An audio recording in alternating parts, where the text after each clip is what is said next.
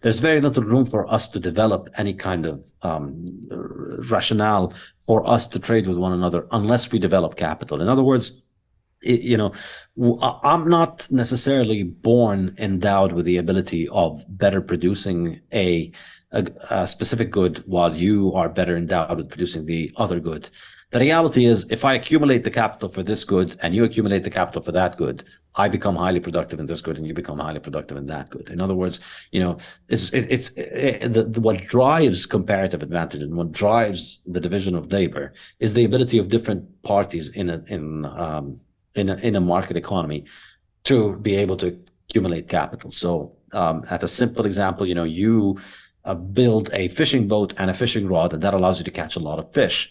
But I build, arrows that I throw and catch, and traps, and that allows me to catch deer and rabbits.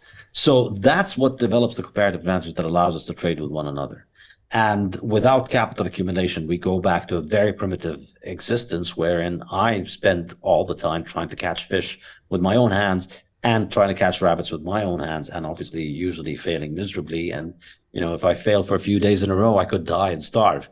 And in that kind of world, there's very little room for you and me to trade with one another. Only when we develop capital and when we accumulate capital does my living standard increase, your living standard increase, and the opportunities for us to trade with one another get amplified to allow us to trade well and gain from that.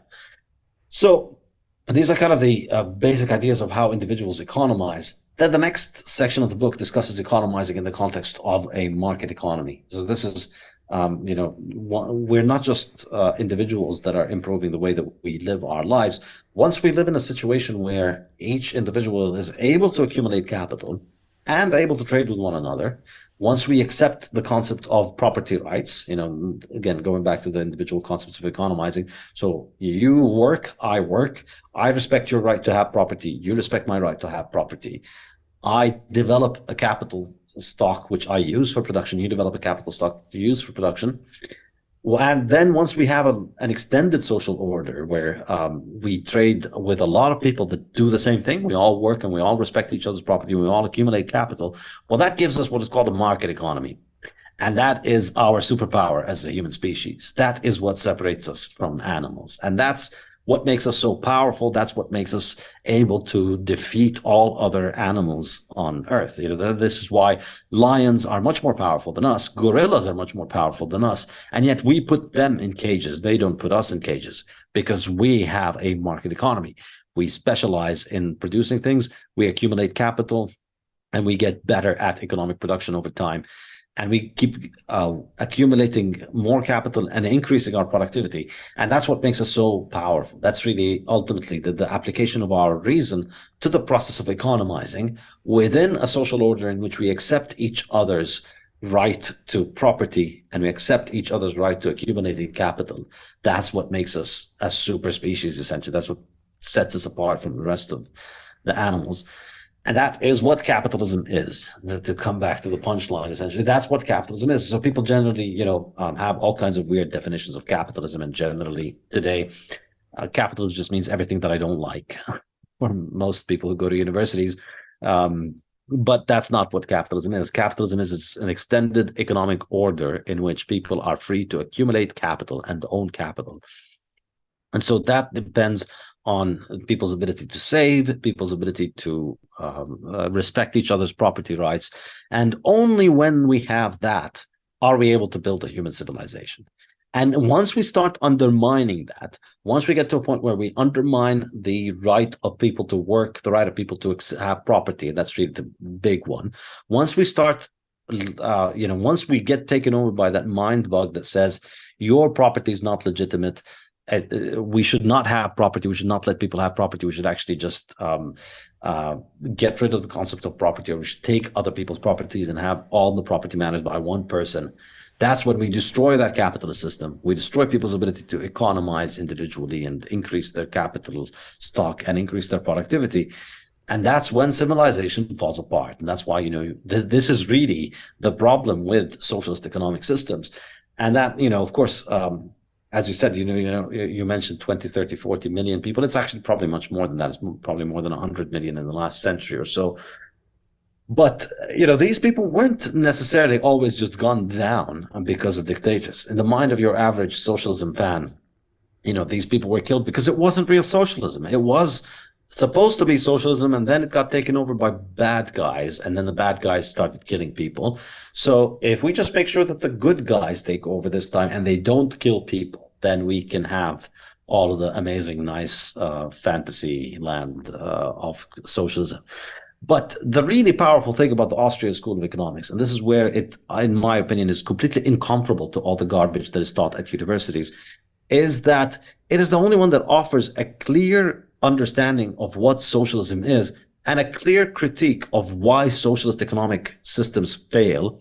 And it explains what you see in places like Venezuela and the Soviet Union and Cambodia and all of these actual examples of real suffering in socialism as an inevitable economic outcome of a system that undermines people's ability to hold capital. This is what it comes down to. Socialism comes down to the fact that you cannot own capital. Capital goods need to be owned by a government. And the really powerful idea, this is Mises's idea that he's written about exactly 100 years ago, 101 years ago, 1922, he wrote a book called Socialism. And the socialists have never been able to answer his critique. And his critique, most people, this is pretty unfortunate, most people who think of themselves as being enemies of socialism, when they present their critique of socialism, and most socialists who think that there is a critique of socialism, they think it goes down to the issue of incentives. And they think economics is all about incentives. And they think, the reason that socialism fails, or the reason that people think socialism fails, is because you don't get rich under a socialist economic system. So therefore, if you're not going to get rich, why are you going to work hard? Why are you going to take out the trash? Who wants to be the guy who takes out the trash if we're all going to live in the same house, if we're all going to live the same quality of life? Well, everybody wants to have a cushy job in air conditioning, typing on a computer. Nobody wants to take out the trash. Nobody wants to become the brain surgeon. Nobody wants to work hard. Nobody wants to do anything, as long as you take that reward. So Jim Rickards has just recorded a video that's not available to anyone in the public, and he's going to be talking about how this upcoming recession is going to be fast, it's going to be bloody, it's going to be nasty. But at the same time, he's going to show you how you can position yourself to profit from all of this chaos. Now, we've made this video only available to our viewers. Go to londonreal.tv/Jim. Watch that immediately. I can't say enough good things about Jim Rickards. He understands the global economic system better than any guest I've ever had on London Real.